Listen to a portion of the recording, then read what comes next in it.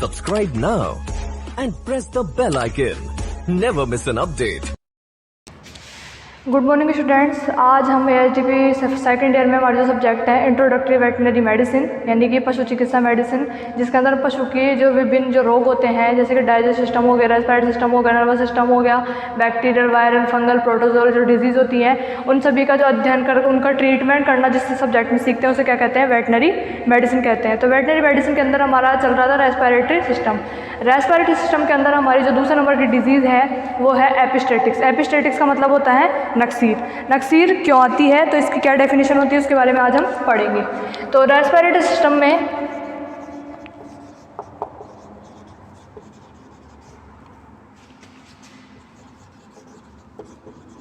Respiratory system इसमें जो disease है उसका नाम है एपिस्टेटिक्स। एपिस्टेटिक्स एपिस्टेटिक्स का मतलब होता है नक्सीर। क्या होता है, नक्सीर।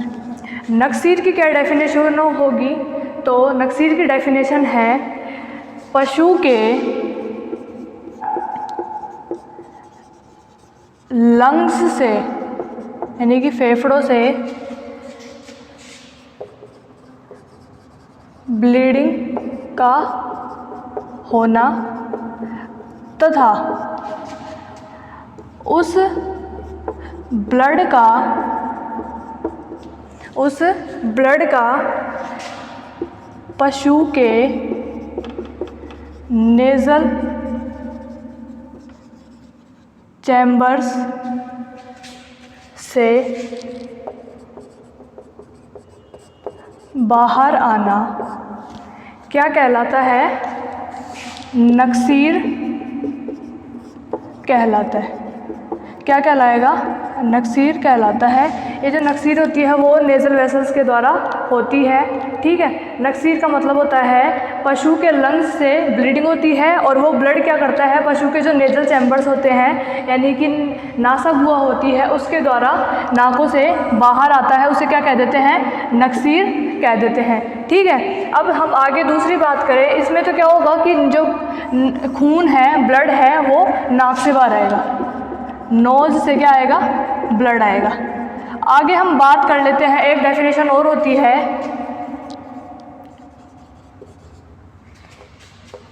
हीमोपेटाइसिस।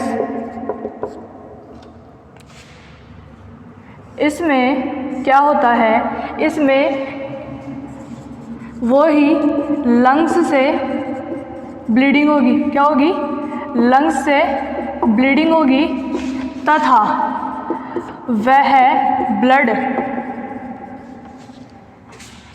खांसी के द्वारा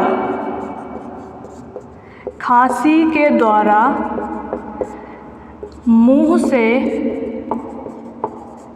बाहर आता है, मुंह से बाहर आता है, उसे क्या कह देंगे, हीमोटाइसिस कह देते हैं, हीमोपेटाइसिस कह देते हैं।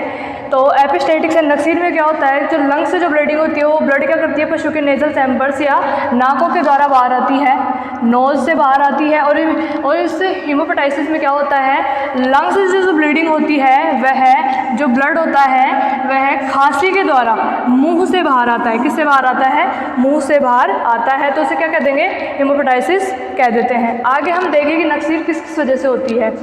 तो नक्सीर के कारण हो सकते हैं, सबसे पहले तो नक्सीर का कारण होता है नाक पर चोट लग जाने से। नाक पर कोई भी चोट लग जाएगी उसके वजह से पशु को नक्सीर आ सकती है। अचानक दौड़ने से तथा दौड़ते दौड़ते रुक जाने से, दौड़ते दौड़ते रुक जाने से। हॉर्स में जो गट्रल पहुंच पाया जाता है, हॉर्स में गट्रल पहुंच पाया जाता है, उस पर अगर चोट लग जाती है, ठीक है, उसके अंदर भी या गट्रल पहुंच में अगर संक्रमण हो जाता है उससे भी नक्सीर आती है, गट्रल पहुंच में संक्रमण होने से। दूसरा है हॉर्स में एक डिजीज़ होती है ग्लैंडर। हॉर्स में ग्लैंडर्स डिजीज़ में भी नाकों से खून आता है। नाकों से क्या आता है? खून आता है। ठीक है। दूसरा क्या होता है कि अगर पशु अचानक ही गर्मी के दिनों में हीट में आ जाए तो उस वजह से भी हो सकता है, तो हीट स्ट्रोक, यानी कि हीट स्ट्रोक की वजह से पशु के नाकों से क्या आता है? खून बहने लग जाता है। दूसरा होता है एलर्जिक रिएक्शन से। एलर्जिक रिएक्शन से यानी कि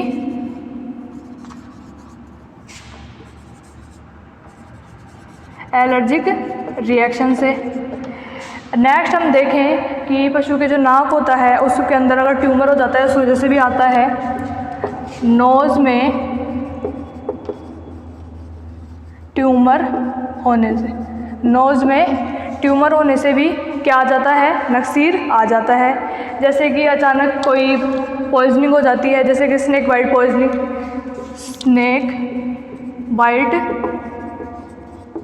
पॉइजनिंग से, स्नेक बाइट पॉइजनिंग से हो सकता है। या कभी कभी हम देखें तो पशुओं में एक रोग होता है नकोड़ा रोग, जिसे हम नेज़ल ग्रेनुलोमा या सिस्टोसोमिस ऑर्डियल भी कह देते हैं। उसमें क्या होता है कि पशु के जो नाक होते हैं उनके ऊपर छोटी छोटी गोभी के जो फूल गोभी होती है उसके आकार के छोटे छोटे गांठें बन जाती हैं। उस दौरान भी पशु के नाक से ब्लड बाहर आता है। तो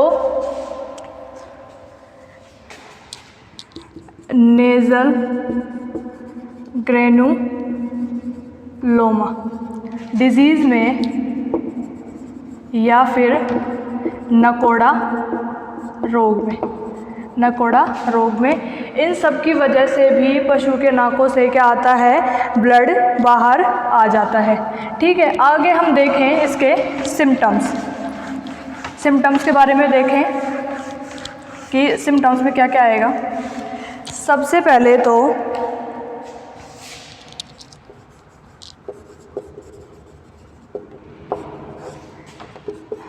नोज से यानी कि नाक के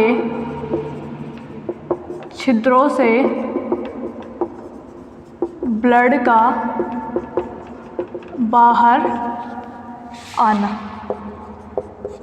कभी कभी एक से तो कभी कभी दोनों से भी ब्लड बाहर आता है। ठीक है। उसके अलावा हम देखें तो जो सिम्टम्स में जब देखें तो इसमें जो नक्सीर जब होती है उसमें नाक से जो ब्लड आता है एकदम रेड व ब्राइटिंग, एकदम लाल एवं चमकीला ब्लड होता है। साथ ही साथ वो ब्लड कैसा होता है? बिल्कुल फ्रेश ब्लड होता है। फ्रेश ब्लड बिल्कुल ही ताज़ा खून सा होता है। उसके अलावा क्या होता है कि कभी कभी क्या होता है कि पशु के नाक से ब्लड के साथ पस या जिसे हम म्यूकोपुलेंट डिस्चार्ज भी कह देते हैं, ये भी आ सकता है पशु के नाक से। और उसके अलावा क्या होता है कि जैसे कि जब पशु क्या करता है,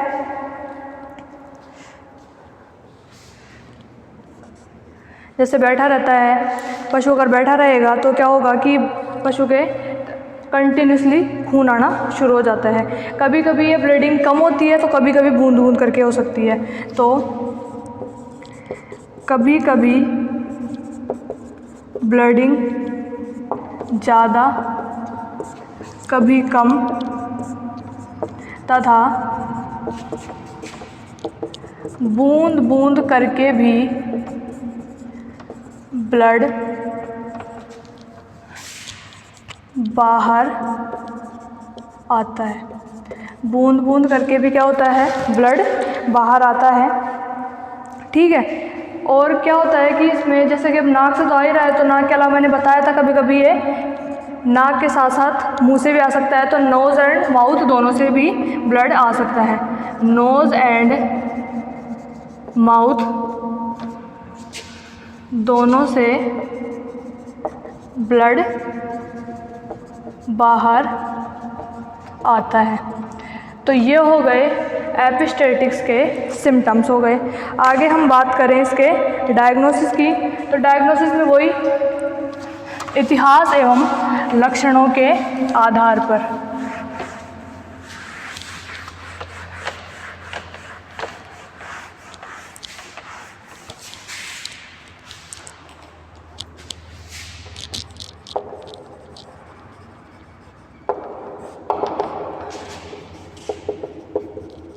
हिस्ट्री एंड सिम्टम्स, ठीक है। आगे हम बात करें ट्रीटमेंट की, तो सबसे पहले पशु को कोल्ड एप्लीकेशन दे, जैसे कि ठंडा पानी से फोमिटेट करें, बर्फ़ से फोमिटेट करें, यानी कि सेक करें, ठीक है। साथ साथ क्या करें, अचानक पशु को हीमोस्टेटिक ड्रग देंगे। पशु को हीमोस्टेटिक ड्रग जैसे कि इंजेक्शन हो गया, रीवीसी का इंजेक्शन दे देंगे।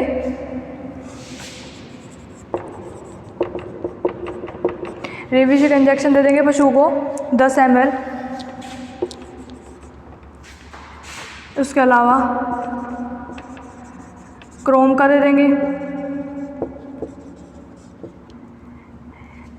क्रोम का दे देंगे पशु को 10 ml, या फिर बोट्रापेज का इंजेक्शन भी दे सकते हैं। वही 10 ml इंट्रामस्कुलर पशु को ये इंजेक्शन दे देंगे। साथ साथ क्या करेंगे, पशु का जो ये हो गई हीमोस्टेटिक ड्रग हो गई, साथ साथ पशु का अभी सब ठंडा पानी से फोमिटेट कहाँ करेंगे, पशु के हेड व फेस पर, ठीक है, ताकि जो ब्लड वेसल्स हैं उनके ऊपर थोड़ा सा ब्लड क्लोटिंग हो। साथ ही साथ ब्लड क्लोटिंग के लिए विटामिन के व विटामिन सी का जो कंबाइंड इंजेक्शन आता है, कपलिन का इंजेक्शन दे देंगे पशु को। कितना आएगा ये 15 ml के समथिंग हम इसको दे देंगे इंट्रा मस्कुलर कपलिन का इंजेक्शन। इसके साथ विटामिन के व विटामिन सी, साथ में इसमें CBG का भी दे सकते हैं। CBG यानी कैल्शियम बोरोग्लूकोनेट, क्योंकि कैल्शियम भी ब्लड क्लोटिंग के लिए काम में आता है। तो विटामिन के व विटामिन सी या फिर विटामिन के और CBG का जो कंबाइंड इंजेक्शन आता है कपलिन का, उसे 15 ml इंट्रामस्कुलर पशु को दे देंगे। साथ साथ पशु को इंजेक्शन अलग से देना चाहें विटामिन सी का, तो इंजेक्शन विटामिन सी का भी दे सकते हैं 5 ml vitamin C, 5 ml intramuscular दे देंगे। साथ ही साथ क्या करेंगे कि जैसे पशु के जो नाकों से जब खून आ रहा है, तो क्या करेंगे, एफिनेफ्रिन जो होती है उसे डायलेट करेंगे, डायलेट करके पशु के नाकों के अंदर डालेंगे। अगर ब्लीडिंग ज़्यादा हो रही है तो क्या करेंगे, इन दोनों जो एपिनेफ्रिन व एड्रेनलिन का जो ड्रग है उसके स्वैब को बनाकर और पशु के नाकों के दोनों छिद्रों के ऊपर रख देंगे, यानी कि प्लग कर देंगे, ठीक है। तो इसके अंदर ड्रॉप आएगी एड्रेनलिन की, इसमें ड्रॉप आएगी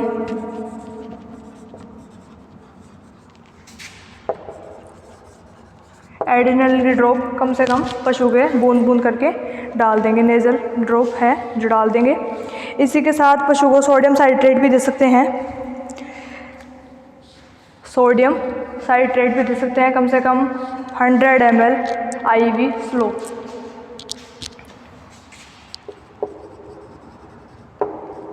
sodium citrate 100 ml IV slow.